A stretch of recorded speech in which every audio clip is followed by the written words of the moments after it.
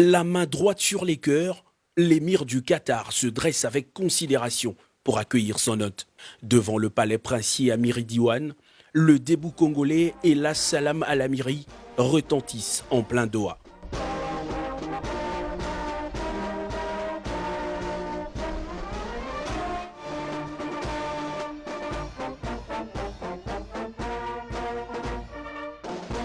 Les hymnes exécutés, le président Félix-Antoine Tshisekedi, conduit au pas par l'émir Cheikh Tamim Ben Hamad, passe les troupes d'honneur en revue avant de rejoindre le salon privé de l'émir. Les deux personnalités vont alors tenir une séance de travail avec leurs experts avant de s'entretenir en aparté.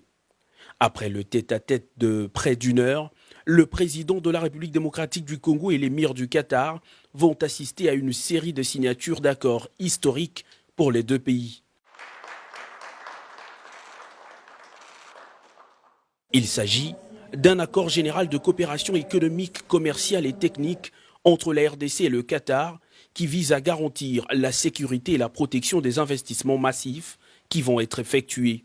Sur cet accord, les deux pays y adossent une convention pour éviter la double imposition de revenus, prérequis pour un traitement fiscal attractif des investissements. Les termes de ce partenariat sont repris dans les mémorandums d'entente et accords signés par la ministre d'État aux Affaires étrangères, Maritou Manzeza pour la RDC, et le ministre de Transport pour le compte du Qatar. Deux secteurs importants sont concernés, entre autres celui du transport aérien et maritime.